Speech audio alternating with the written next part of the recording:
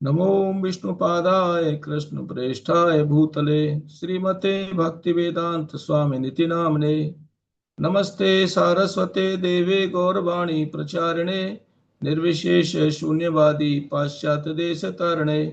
जय श्री कृष्ण चैतन्य प्रभु नित्यानंद श्री अद्वैत गदाधर श्रीवासादि गौर भक्त वृंद। हरे कृष्णा कृष्णा कृष्णा हरे हरे, हरे राम राम राम हरे हरे। हरे कृष्णा।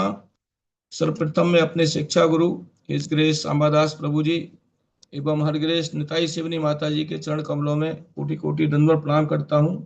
तत्पश्चात उपस्थित सभी भक्त वृंदों के चरण कमलों में भी कोटि कोटि दंडवत प्रणाम करता हूँ।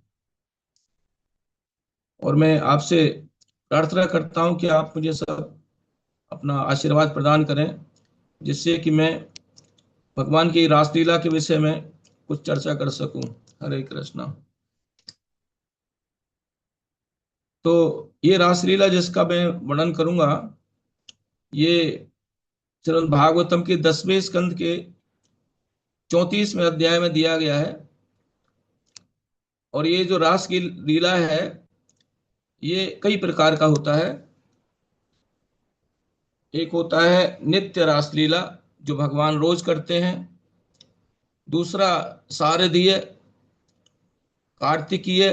शारदीय होता है जब कार्तिक मास प्रारंभ होता है, और कार्तिकीय होता है जब कार्तिक मास का अंत होता है, पूर्णिमा के दिन। और चौथा होता है वासांतिकीय। तो ये जो रासलीला की बात कर रहा हूं मैं, ये वासांतिकीय, जो कि होली के एक दिन पहले की बात है। ये होली जो है समवेर मार्च में आती है, बसंत ऋतु में, तब की। और जो रासलीला रास पंचाध्यायी में दी हुई है, वो जो है भगवान ने किया था शरद ऋतु में। तो ये जो रासलीला है वासंत की है, इसमें कृष्ण और बलराम दोनों रहते हैं। जबकि जो शारदीय है या दूसरे, उसमें कृष्ण नहीं रहते हैं। तो ये जो है, जो 34वें अध्याय में दिया है, इसमें भगवान कृष्ण और बलराम दोनों उपस्थित थे। और जैसा कि यूजुअली होता है कि भगवान कृष्ण ने बंसी बजाई, और सारी गोपिकाएं जो जिस भी स्थिति में थी, चाहे वो अपने बच्चे को दूध पिला रही हैं, चाहे अपने सास ससुर की सेवा कर रही हैं, या पति की सेवा कर रही हैं, और कोई घर का कार्य कर रही हैं, सबको छोड़ करके वो वहां पर आ गई। तो ये जो है एक आकर्षण है गोपिकाओं के अंदर भगवान के प्रति, क्योंकि वो शुद्ध भक्त हैं। हमारे अंदर ये आकर्षण नहीं है, क्योंकि हमारा हृदय शुद्ध नहीं। तो उस आकर्षण के कारण वहां चली गई।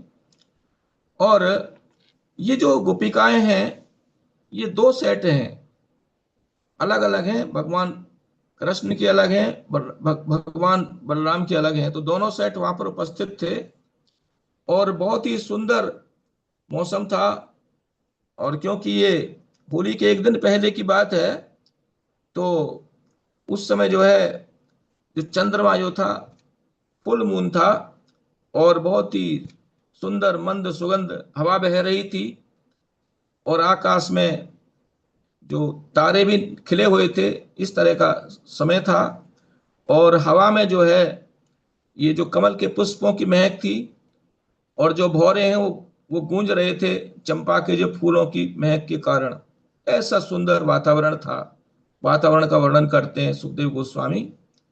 ऐसे समय में भगवान कृष्ण ने और बलराम ने एक ऐसा राग गाया जिसमें सारे सुर उपलब्ध हैं। सारे गामा पाधानी सा, सानी गापा मारा माधा रे सा, दोनों राग, आरोही अपरोही दोनों उपलब्ध हैं। तो ये पूर्ण राग गाया। तो ऐसा राग तो क्योंकि भगवान पूर्ण है, वही गा सकते हैं, ये यूनिक है। और इस राग को सुन करके गोपिकाओं पर इसका बहुत गहरा प्रभाव पड़ा। जैसा कि सब जानते हैं, जो ध्वनि है, आवाज है, इसका बहुत बड़ा प्रभाव पड़ता है व्यक्तियों के ऊपर। तो वो जो है इतनी भाव विभोर हो गई, इतना जो है ना, भगवान कृष्ण का बलराम का इतना ज्यादा गुणगान कर रही थी कि उनके जो बाल बिखर गए, और बालों में लगे हुए जो पुष्प थे वो नीचे गिरने लग गए, और उनके वस्त्र ढीले होने लग गए। ऐसे सुखदेव गोस्वामी वर्णन करते हैं। ऐसी परिस्थिति में, जबकि एक पागलों जैसा, जैसे एक मत हो जाते, प्रमत्त ऐसा वातावरण था, तो उस समय जो है शंखचूड़ नाम का एक व्यक्ति वहां पर आया। और कौन है शंखचूड़, क्यों इसका नाम शंखचूड़ है? इसके सर पर एक मणि है शंख जैसा, और ये जो है कुबेर का अनुचर है। कुबेर के दो तरह के अनुचर होते हैं मिलिट्री वाले। एक तो होते हैं, उनको बोलते हैं यक्ष, जैसे आप देखते हैं महाभारत में यक्ष प्रश्न जो युधिष्ठिर के साथ में हुए, यक्ष। और दूसरे होते हैं गुह्यक। तो ये गुह्यक कैटेगरी का था। और इसने आके क्या किया, इसने जो गोपिकाएं थी वहां पर उनको इसने अपहरण किया, कुछ गोपिकाओं को, और अपहरण करके और नॉर्थ दिशा में मथुरा की तरफ लेके चल दिया। और उसके हाथ में, आचार्य बताते हैं कि एक छड़ी थी, उस छड़ी से वो डरा रहा था उनको। तो इस तरह से गोपिकाएं डर गईं और वो चिल्लाने लगी, हे कृष्ण हे बलराम, हे कृष्ण हे बलराम। तो जब दोनों ने सुना, दोनों भाइयों ने, तो वो एकदम से उसके पीछे भागे और कहा, तुम घबराओ मत, घबराओ मत, माँ भैष्ट माँ भैष्ट, ऐसे बोल करके पीछे चले। और थोड़ी दूर में जा करके जब देखा शंखचूड़ ने कि पीछे जो है साक्षात मौत है, मेरे आ रहे हैं, तो उसने जो है ना डर के मारे गोपिकाओं को छोड़ दिया और अपनी जान बचाने के लिए भागा। तो भगवान कृष्ण ने कहा बलराम से कि तुम यहीं रहो, इन गोपिकाओं को जो है इनको सुरक्षा प्रदान करो, इनको सांत्वना प्रदान करो, क्योंकि डर गई थी। और भगवान कृष्ण ने शंखचूड़ का पीछा किया और थोड़ी ही दूर में उसको पकड़ करके और उसमें एक पंच मारा, एक पंच से ही उसका जो सर था धड़ से अलग कर दिया और सर से मणि अलग कर दिया। जब वो गोपिकाओं को अपहरण करने आया था तो चोर था एक तरह से, तो उसकी नजर जो थी गोपिकाओं पर थी, और भगवान कृष्ण भी चोर हैं, उनकी नजर जो है मणि पर थी। तो उन्होंने इस मणि को निकाल लिया और ला करके वापिस आए जहां पर गोपिकाएं थी, बलराम थे। तो सब गोपिकाएं सोच रही थी, पता नहीं किसको देंगे ये मणि, मुझे देंगे क्या, इसको देंगे क्या। लेकिन भगवान बहुत इंटेलिजेंट है, उन्होंने किसी गोपिका को नहीं दिया और बलराम को दे दिया सबके सामने। अगर किसी गोपिका को दे देता आपस में झगड़ा शुरू हो जाता कि इसको क्यों मिला, मुझे क्यों नहीं मिला, इसलिए भगवान ने नहीं दिया उनको, बलराम को दे दिया। और फिर देखते हैं कि कुछ समय के बाद में बलराम ने वो मणि जो है राधा रानी को दे दिया। जब कोई नहीं देख रहा था तो राधा रानी के पास वो मणि पहुंच गई। और ये सब जानते हैं कि जब ये वृंदावन की लीला समाप्त हुई तो फिर अक्रूर लेने आए कृष्ण और बलराम को, क्योंकि कंस ने बुलाया था। है तो वो जब वो चले वहां से रथ पर बैठ करके, तो गोपिकाएं सब रथ के सामने जो है गिर गई, उनको नहीं जाने दे रही थी। लेकिन फिर भी भगवान गए और जाने के बाद में बहुत विरह हुआ। और उस विरह की आग में सबसे ज्यादा तो राधा रानी जली। और उन्होंने सोचा कि अब तो जीवन रहेगा नहीं, तो वो जो है अपनी जान देने के लिए और वो यमुना की तरफ चल दी। तो बताते हैं कि राधा रानी सूर्य देव की उपासना करती थी। अब कोई कहेगा राधा रानी सूर्य देव की उपासना क्यों करती हैं? अरे सूर्य देव की उपासना ठीक डेमी गॉड है, लेकिन हम देखते हैं कि गोपिकाएं कात्यायनी की उपासना करती हैं। हम देखते हैं सीता जी जो हैं वो भी जो है दुर्गा की उपासना करती हैं, इवन रुक्मणी दुर्गा की उपासना करती हैं। तो सिद्धांत यह है कि अगर आप देवताओं की उपासना भी करते हैं तो आपका हेतु क्या है? उनसे हमें यही प्रार्थना करना चाहिए कि भगवान कृष्ण का हमें प्रेम प्रदान करिए, हमें मदद करिए उसमें। तो यही ये करती थी, भले ही सूर्य की उपासना करती थी लेकिन भगवान कृष्ण के प्रेम प्राप्त करने के लिए, और कोई हेतु इनका नहीं था। तो सूर्य देव को पता चल गया कि राधा रानी जा रही है यमुना जी में डुबकी लगाने के लिए। तो उन्होंने अपनी बेटी सूर्य तनया कालिंदी से कहा कि देखो राधा रानी आ रही है तुम्हारे पास में, आप उनको जो है ना पहले ही पकड़ लो और पकड़ करके मेरे पास ले आओ। तो ऐसे ही किया, कालिंदी ने पकड़ करके सूर्य देव के पास ले गई अपनी मिस्टिक पावर से। और सूर्य देव के पास पहुंच गई तो राधा रानी ने वो मणि जो है सूर्य देव को दे दी, क्योंकि राधा रानी को उससे कुछ लेना देना नहीं है, मटेरियल है, उनको स्पिरिचुअल से मतलब है, भगवान कृष्ण के प्रेम से वो भी। तो फिर आप जानते हैं कालक्रम में कि ये जो थे सत्यभामा, उसके जो पिताजी जो थे वो भगवान सूर्य के उपासक थे, उन्होंने सूर्य की उपासना की, तो सूर्य देव प्रसन्न हो गए उनसे और उन्होंने कहा वर मांग लीजिए, क्या वर चाहिए आपको। तो उन्होंने कहा मुझे एक तो बहुत संपत्ति चाहिए और एक संतान चाहिए, मेरे पास संतान नहीं है। तो उन्होंने संपत्ति की जगह तो इस मणि दे दिया उनको, ये लो ये मणि, और संतान की जगह उन्होंने सत्यभामा को दिया। सत्यभामा जो है बहुत सुंदर थी, और वो कौन है, राधा रानी का एक्सपेंशन है। क्योंकि राधा रानी वृंदावन परित्यज्य पदेकम न गच्छति, राधा रानी वृंदावन के बाहर नहीं जाती, भगवान कृष्ण में नहीं जाते। और अगर वो बाहर गए, अक्रूर ले गए, तो बताते हैं कि वो वृंदावन वाले नहीं, वो जो है वासुदेव कृष्ण थे, जो मथुरा द्वारका का लीला किया। तो इस तरह से हम देखते हैं कि वृंदावन के बाहर जो है भगवान वासुदेव, उनका जो एक्सपेंशन है वो रहते हैं। राधा रानी जो है उनकी जो एक्सपेंशन जो थी ये सत्यभामा, वो सूर्यदेव के पास गई और सूर्यदेव ने उनको दे दिया। इनके पिताजी को, सत्यभामा के पिता जो नाम थे, उनका क्या नाम था, है तो सत्राजित। तो आप जानते हैं आगे की कथा आगे, सत्राजित जो है उनके पास ये मणि थी, और भगवान कृष्ण ने कहा था कि ये मणि आप उग्रसेन को दे दो, क्योंकि वो एक दिन में करीब 80 पाउंड जो है ना सोना देती थी जब उसकी पूजा करते थे। तो आप देखिए, अगर ये धन किसी के पास में आता है तो उसको मैनेज करना भी बड़ा मुश्किल होता है। आदमी को खुशी है उसको छीन लेता है सही मायने में।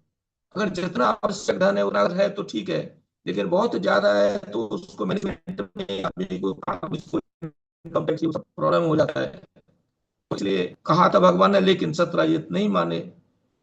लेकिन ये जानते हैं कि इसके कारण सत्यजीत का मृत्यु हुआ, उनका हत्या हुआ। सत्यजीत का भाई था सैंडित, उसका एक हत्या हुआ। इवन और जो थे शतधन्वा इत्यादि, इनका हत्या हुआ। बहुत हत्या हुई है। और भगवान कृष्ण को थोड़ा फायदा हुआ, उनको 2 शादियां हुई। उनको जो है इसके कारण सत्यभामा प्राप्त हुई और जाम्बती। सत्यभामा बहुत सुंदर थी। ओके, ये दोनों प्राप्ति भगवान कृष्ण का जो है ये हो गया। तो हम देखते हैं कि ये कौन थे, ये जो है शंखचूड़ कौन थे।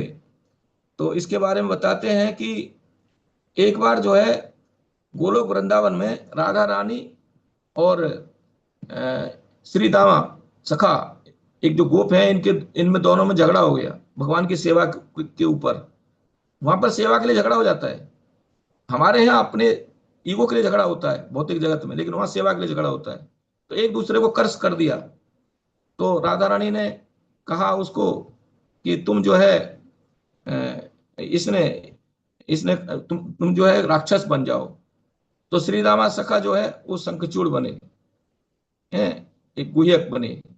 और उन्होंने राधा रानी को साफ दिया कि ऐसे नहीं होगा, तुमको भी 100 साल के लिए नीचे जाना पड़ेगा भौतिक जगत में, और विरह सहना पड़ेगा अपने प्रियतम का, वो भी 100 साल के लिए। तो इसलिए राधा रानी यहाँ पर आए, ऐसा बताते हैं, और उन्होंने 100 साल का विरह सह हुआ, सह किया। तो अब ये बताते हैं, इसका वर्णन जो है इसमें दिया हुआ है, जो रूप गोस्वामी ने लिखा है विदग्ध माधव, और एक लिखा है दूसरा और है। तो 2 बुक है इनकी, ललित माधव। तो ललित माधव जो है वृंदावन की लीलाओं के बारे में है, और विदग्ध माधव वृंदावन के बाहर की लीला के बारे में है। तो ललित माधव में इसका वर्णन है। तो ये ललित माधव क्या है, जरा इसके बारे में। रूप गोस्वामी जब भगवान चैतन्य महाप्रभु से मिलने जा रहे थे वृंदावन से, तो जब उड़ीसा में पहुंचे तो सत्यभामापुर नाम का एक स्थान है। वहां जब पहुंचे तो उनको सपने में सत्यभामा आई, और उन्होंने कहा कि तुमको जो नाटक लिखना है भगवान कृष्ण के बारे में, तो उसको 2 पार्ट में लिखो, एक ललित माधव और एक विदग्ध माधव। और यही बात जब वो जाकर के चैतन्य महाप्रभु को मिले पुरी में जाकर के, यही बात उन्होंने कहा कि आप जो 2 पार्ट में लिखो। तो उन्होंने सोचा इनको कैसे पता चल गया चैतन्य महाप्रभु को, पर समझ गए कि ये भगवान है, जानते थे पहले से। तो इस तरह से ललित माधव में इसका वर्णन है कि ये जो है ये ललित माधव में इसका वर्णन आया है कि ये जो सत्यभामा जो है, और ये तो उन्होंने कहा था कि आप जो है इसको 2 पार्ट में लिखिए, जो वृंदावन की जो लीलाएं हैं वो ललित माधव में लिखिए, और वृंदावन के बाहर की जो लीलाएं हैं वो विदग्ध माधव में लिखिए। ये जो प्रसंग है मैं भूल गया, इसके बारे में मैं क्षमा चाहता हूँ कि क्या बात थी। तो एनीवे, तो बात ये, हाँ, याद आ गया। ये वर्णना है कि ये जो था, ये जो शंखचूड़, इसने जो है ऐसा क्यों किया, क्यों मूर्खता की इसने जाकर के उनको अपहरण करने की। तो रूप गोस्वामी लिखते हैं कि दो ये थे असुर, एक तो केसी और एक अरिष्टासुर। इनका भी वध नहीं हुआ था जब तक ये लीला हुई है शंखचूड़ वाली। तो ये दोनों जो है गए कंस के पास में, और जाकर के कंस से कहा कि वृंदावन में सबसे सुंदर जो स्त्री है वो राधा रानी है, और आप उसके लिए उचित वर हैं, तो आप जो है उससे शादी करिए। उसने कहा बड़ी अच्छी बात है। तो उससे कहा शंखचूड़ से, तुम जाकर के उसका अपहरण कीजिए। तो शंखचूड़ इसलिए कंस के कहने पर अपहरण करने के लिए गया था। तो मूर्ख इतना था कि रावण ने सीता का अपहरण किया था, तो उसने देखा कि राम और लक्ष्मण दोनों वहां पर नहीं थे, तब अपहरण किया था।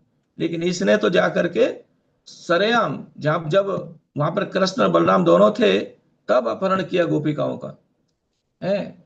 तो ऐसा क्यों किया? क्योंकि इसको जो है बहुत धन था इसके पास में, क्योंकि कुबेर का अनुचर है ना। तो धन के कारण इसको बहुत ही ये था, घमंड था। कहा गया है कि श्रीमद वक्र न कीन के ही प्रभुता बद्र न कहा, मृग नैनी के नैन सर की ये सलाग न जाए। कि जब धन व्यक्ति के पास में होता है तो टेढ़ा चलता है। वो जो है ना, शराब पीना, मांस खाना, पर स्त्री संग करना इत्यादि करता है। तो ये धन का है। तो धन की जो तीन गति होती है, एक तो दान कर दो उसको, अच्छा है, या फिर भोग कर लो। दान और भोग, दानम और भोग। और नहीं तो फिर ये क्या करेगा, विनाश करेगा। यो न ददाती न भुंगते से विनक्षति। जो ना तो उसको भोग करता है ना उसको दान करता है, तो उसका विनाश हो जाता है। इसे कहा गया है, पानी बाढ़े नाव में, घर में बाढ़े धाम, दोनों हाथ उलीचिए भली करें भगवान। कि जब घर में जो पैसे बढ़ने लग जाए, धन ज्यादा बढ़ने लग जाए, तो उसको दान करो। और नाव में जो है पानी बढ़ जाए तो उसको उलीचो, नहीं तो डुबा देगी। तो इसलिए अभी जन्माष्टमी आ रही है, तो हम सब लोगों को खूब दान करना चाहिए। हरे कृष्णा। तो आज का जो जपटा के समाप्त हुआ, और इसमें मैं बीच में थोड़ा सा भूल गया था, उसके लिए क्षमा चाहता हूँ। और यदि कोई त्रुटि हो गया है या कुछ अपशब्द का है, उसके लिए क्षमा चाहता हूँ। हरे कृष्ण।